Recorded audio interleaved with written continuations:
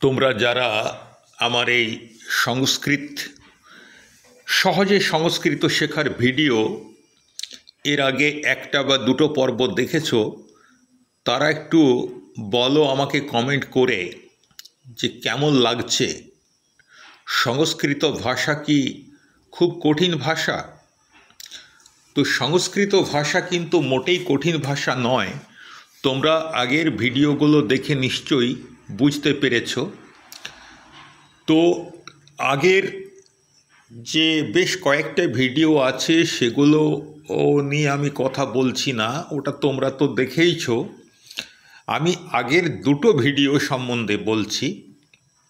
প্রথম ভিডিওতে আমরা শিখেছি যে আমি বা তুমি বাদ দিয়ে অন্য কেউ যদি কোনো কাজ করে তখন আমরা কিভাবে সেটাকে সংস্কৃত ভাষায় বলবো। ঠিক এর আগের ভিডিওটায়, মানে আজকে যে ভিডিও করছি এর আগের ভিডিওটায় আমরা শিখেছি যে আমি যদি কোনো কাজ করি তাহলে আমি সেটা কিভাবে বলবো। আর আজকে আমরা যেটা শিখব যে আমি যাকে বলছি সে যদি কোনো কাজ করে, অর্থাৎ তুমি যদি কোনো কাজ করো, তাহলে আমরা সেটা সংস্কৃত ভাষায় কিভাবে বলবো। তো এর জন্যে তোমাদেরকে স্কুলে কি করতে হয়, শব্দরূপ ধাতুরূপ মুখস্থ করতে হয় প্রথমে। কিন্তু এখানে শব্দরূপ ধাতুরূপ মুখস্থ করার কোনো প্রয়োজন নেই। আমরা শব্দরূপ ধাতুরূপ মুখস্থ আমাদেরকে করতেই হবে না, শব্দরূপ ধাতুরূপ আমাদের হয়ে যাবে যদি আমরা এই ছোট ছোট বাক্য গঠনের মাধ্যমে আমরা সংস্কৃত ভাষা চর্চা করতে পারি। তো যাই হোক, এর জন্য তো আমাদের শিশু সংস্কৃত কেন্দ্রম আছে, ওটা তো বিনা পয়সায় ওখানে পড়ানো হয়, তোমরা সবাই জানো। তো সেখানে ইচ্ছে করলেই তোমরা ভর্তি হয়ে যেতে পারো, কোনো ভর্তি ফিও লাগে না, আর কোনো টিউশন ফিও লাগে না, পুরোটাই মানে নিঃশুল্ক। এবারে যারা সংস্কৃত ভারতীর পরীক্ষায় বসতে চাও তাদের সংস্কৃত ভারতীর নির্ধারিত যে ফিজ সেই ফিজ দিতে হয়, আর যারা সেটাও খুব কম, ওই 150-200 টাকার মধ্যেই সারা বছরে হয়ে যায়। আর যারা পরীক্ষা দিতে চাও না তো তারা এমনি পড়তে পারো, কোনো সমস্যা নেই, আমাদের একদম নিঃশুল্ক। মনে রাখবে, শিশু সংস্কৃত কেন্দ্র।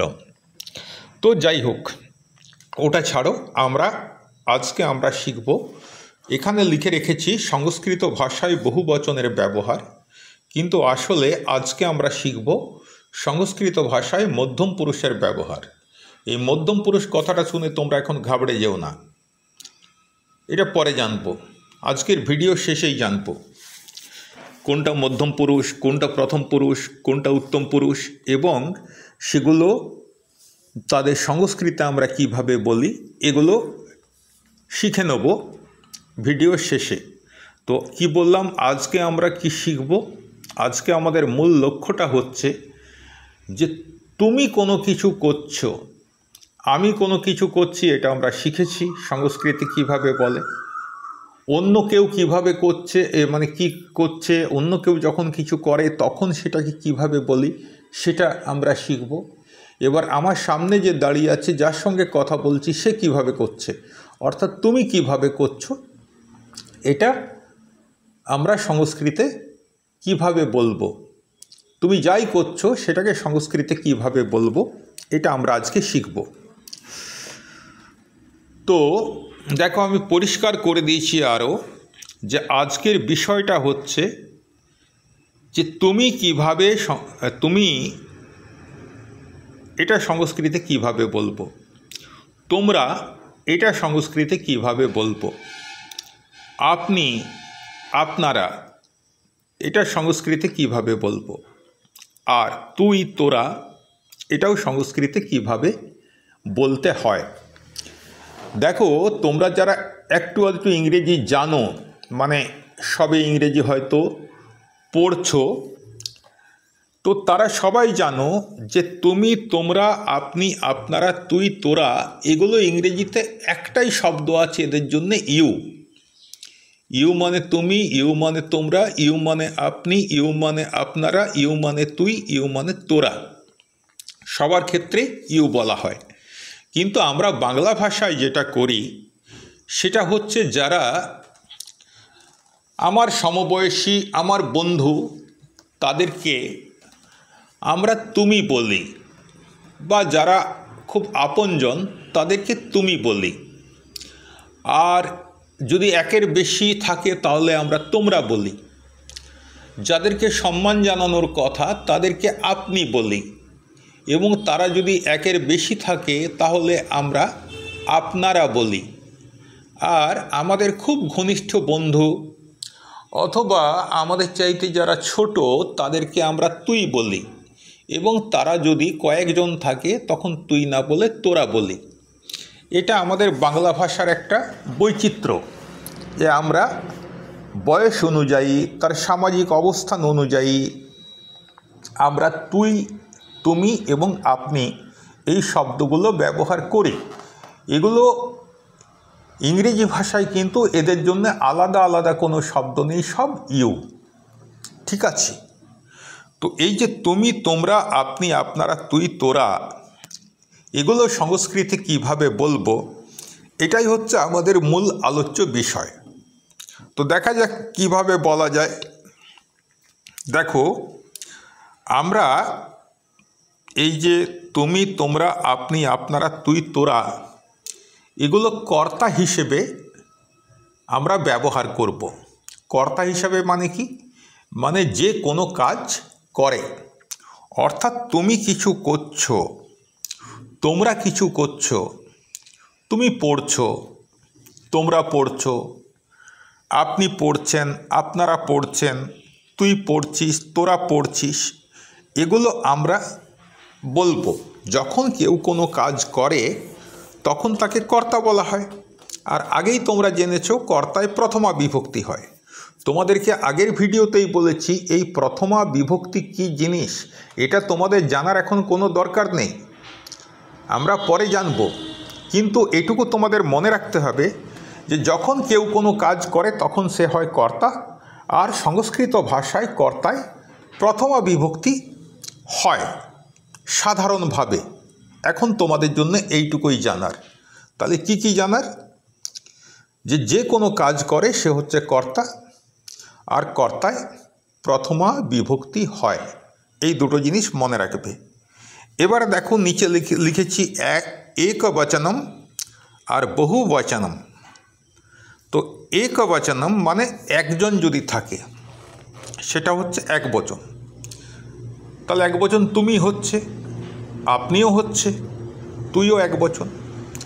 কিন্তু যদি অনেকে থাকে তাহলে হবে তুমির বহুবচন হবে তোমরা, আপনির বহুবচন হবে আপনারা, আর তুই তার বহুবচন হবে তোরা। এইটা শুধু তোমরা মনে রাখবে যে আমরা আজকে যেটা এখানটায় যে জিনিসটা শিখতে চাইছি সেটা হচ্ছে যে কাজ করে সে কর্তা, আর কর্তায় প্রথমা বিভক্তি হয়। আর প্রথমা বিভক্তি কাকে বলে সেটা আমাদের এখন শেখার দরকার নেই, আমরা ঠিক সময়ে শিখে যাব। ব্যাস, ঠিক আছে। এরপরে আমরা যেটা দেখাতে চাইছি, যেটা আগে বললাম, তুমি, আপনি, তুই, এগুলোকে ইংরেজিতে বলে ইউ। আর তোমরা, আপনারা, তোরা, এগুলোকেও ইংরেজিতে বলে ইউ। অর্থাৎ এই 6টা শব্দের ইংরেজিতে একটাই অর্থ, একটাই শব্দ আছে। 6টা শব্দের জন্য ইংরেজি ভাষায় একটাই শব্দ আছে, সেটা হচ্ছে ইউ। সংস্কৃত ভাষায় কিন্তু আমাদের বাংলার মতো এতটা জটিলতা নেই। ইংরেজির মতো 6টা শব্দের জন্য ইউ শব্দ আছে সেটাও নয়, দুটো শব্দ আছে। এক বচনের জন্য একটা শব্দ আছে, বহু বচনের জন্য আরেকটা শব্দ আছে। তুমি, আপনি, তুই, এই তিনটে শব্দের জন্য সংস্কৃত ভাষায় একটাই শব্দ, সেটা হচ্ছে কি? ত্বম। কি? ত্বম। তম নয়, ত্বম। মানে তয়ে ব ময় হসন্ত ত্বম। আর বহু বচনের জন্যে যে শব্দটা রয়েছে এটা হচ্ছে ইউয়ম। ইউয়ম ইউয়ম অন্তস্থ জয়ে দীর্ঘকার, অন্তস্থ ময় হসন্ত ত্বম ইউয়ম। তাহলে তুমি হোক, আপনি হোক, তুই হোক, আমরা সংস্কৃত ভাষায় সেটাকে বলবো ত্বম। আর তোমরা হোক, আপনারা হোক বা তোরা হোক, এটা আমরা সংস্কৃত ভাষায় বলবো ইউয়ম। তাহলে মাত্র দুটো শব্দ আমাদের শিখতে হচ্ছে, এক বচনে ত্বম আর বহু বচনে ইউয়ম। ঠিক আছে, তাহলে এরপরে আমি তোমাদের কাছে এটা পরিষ্কার করে একবারে বড় করে দেখিয়ে দিয়েছি যে সংস্কৃত ভাষায় তুমি, আপনি, তুই এর জন্যে যে শব্দটা ব্যবহার হয় সেটা হচ্ছে ত্বম, আর বহু বচনে এটা হয় ইউয়ম। পরিষ্কার? এরপরে আমরা আলোচনা করব যেটা বলছিলাম কর্তা, মানে সে কোনো কাজ করবে। তো এখানে তুমি পড়ছো, সে পড়ছে, আমরা কি করেছিলাম সহ পঠতি, বা মহিলা হলে সা পঠতি। আমি পড়ছি কি করেছিলাম অহম পঠামি। তা তুমি পড়ছো সেটা কি হবে, তোমরা নিশ্চয়ই এখানটা পড়তে পারছো কি না বলো। ত্বং পঠসি, তুমি পড়ছো মানে হচ্ছে সংস্কৃত ভাষায় আমরা বলবো ত্বং পঠসি।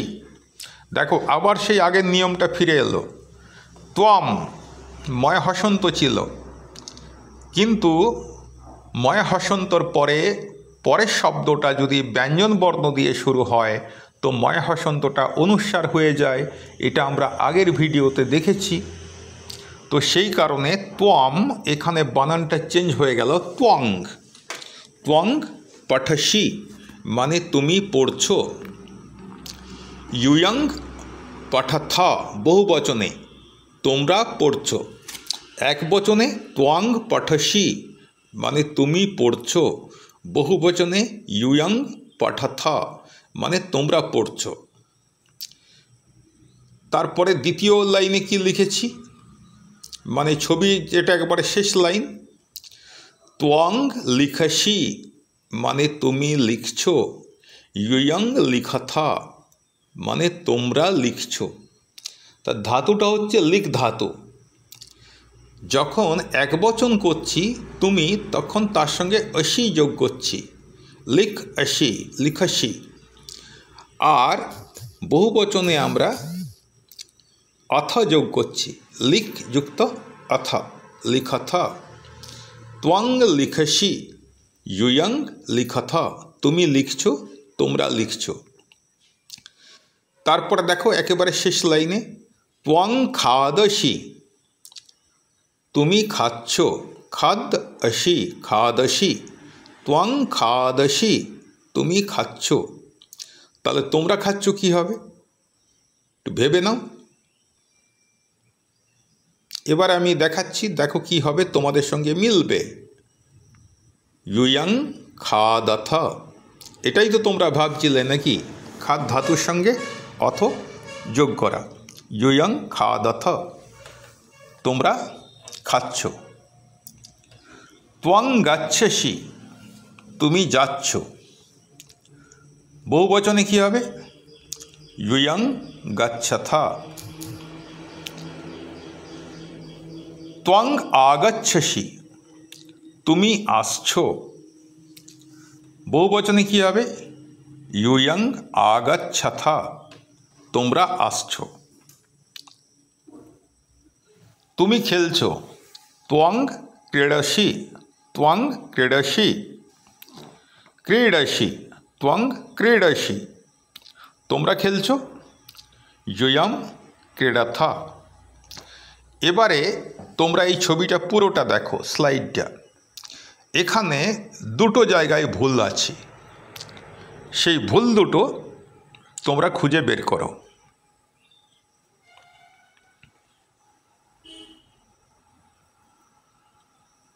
আশা করি পেরেছো ভুল দুটো খুঁজতে। যারা পেরেছ এবং যারা পারোনি উভয়ের জন্যেই আমি এবারে দেখো ভুল দুটো দেখিয়ে দিচ্ছি কোথায় কোথায় ভুল আছে। ত্বং আগাচ্ছসি ইয়ং আগাচ্ছথ। কেন ভুল? কারণ আমি তোমাদেরকে বলেছিলাম যে ময়া হসন্ত পরে যদি ব্যঞ্জনবর্ণ থাকে তাহলে ময়া হসন্তটা অনুস্বার হয়ে যাবে, কিন্তু দেখো এখানে তম আগাচ্ছসি, আগাচ্ছসির আটা স্বরবর্ণ, তাহলে তমটা অনুস্বার হবে কেন? হওয়ার কথা নয়। ইয়ং আগাচ্ছথ, এখানেও দেখো প্রথমে আ দিয়ে শুরু, তাহলে ইয়মের মটা অনুস্বার হবে কেন? তাই এই দুটো যে লিখেছি এই দুটো ভুল লিখেছি। এবারে সঠিক রূপটা কি হবে দেখো, ত্বমটা ত্বমই থাকবে যেহেতু পরে স্বরবর্ণ আছে, তাহলে ত্বম আগাচ্ছসি ইয়ম আগাচ্ছথ। মনে থাকবে ভুলটা কেন করলাম এবং সংশোধনটা কেন করে দেখালাম, যাতে তোমরা সতর্ক থাকো যে এর পরে ব্যঞ্জনবর্ণ আছে নাকি স্বরবর্ণ আছে, সেই অনুযায়ী ত্বম শব্দটার রূপ পরিবর্তন তোমাদেরকে করতে হবে। তো তাহলে আমরা যেটা জানলাম, ত্বং গচ্ছসি তুমি যাচ্ছ, ইয়ং গচ্ছথ তোমরা যাচ্ছ, ত্বম আগাচ্ছসি তোমরা আসছো, ইয়ম আগাচ্ছথ তোমরা আসছো, ত্বং ক্রীডসি তোমরা খেলছো, তুমি খেলছো, ইয়ং ক্রীডথ তোমরা খেলছো। আরও কিছু কাজ করি আমরা। ত্বং হাসসি মানে কি? তুমি হাসছো। বহুবচনে কি হবে? ইয়ং হাসথ তোমরা হাসছো। ত্বং গায়সি তোমরা গাইছো। বহুবচনে কি হবে? ইয়ং গায়থ তং গায়সি ইয়ং গায়থ। এরপরে হচ্ছে তুমি বলছো, ত্বং বদসি তোমরা বলছো, কি হচ্ছে?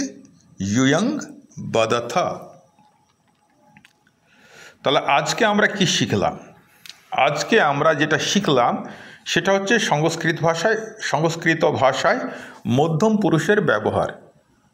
এখন মধ্যম পুরুষ কাদেরকে বলবো এখন তোমার জানার দরকার নেই। তোমরা শুধু জেনে রাখো যে তুমি, আপনি, তুই, তোরা, আপনারা, তোরা, এই যে ছটা শব্দ, এই ছটা শব্দ হচ্ছে মধ্যম পুরুষ। পুরুষ সম্বন্ধে পরে আমরা আলোচনা করব।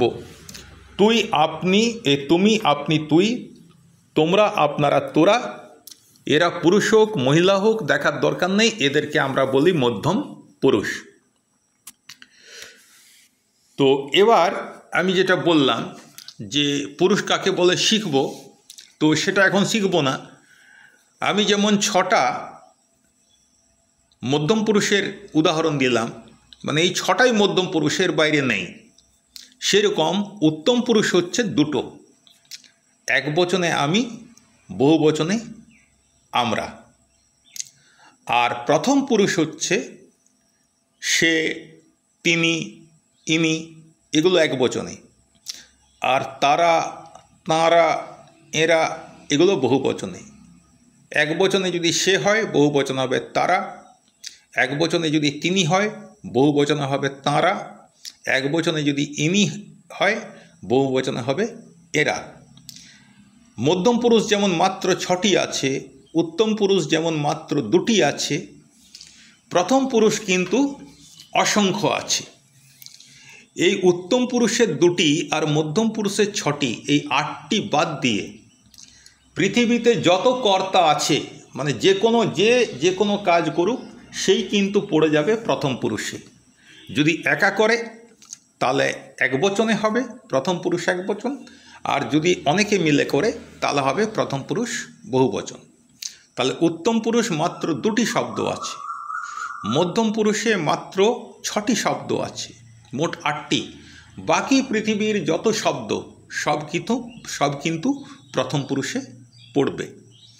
এবার আমরা দেখে নিই সংস্কৃত ভাষায় কি বলে। সংস্কৃত ভাষায় উত্তম পুরুষ একবচন হচ্ছে অহম, আর উত্তম পুরুষ বহুবচন হচ্ছে বয়ম। মধ্যম পুরুষে একবচন হচ্ছে ত্বম, আর বহুবচন হচ্ছে ইয়ম। তাহলে অহম মানে আমি, বয়ম মানে আমরা, ত্বম মানে তুমি, আপনি বা তুই, আর ইয়ম মানে তুমি, এই তোমরা, আপনারা বা তোরা। প্রতি তিনটে শব্দের জন্য সংস্কৃত ভাষায় একটি শব্দ আছে। একবচনে ত্বম আর বহুবচনে আছে ইয়ম। প্রথম পুরুষে সে যদি পুরুষ মানুষ হয় তাহলে হবে সহ, আর তারা যদি পুরুষ মানুষ হয় সেটা হবে তে।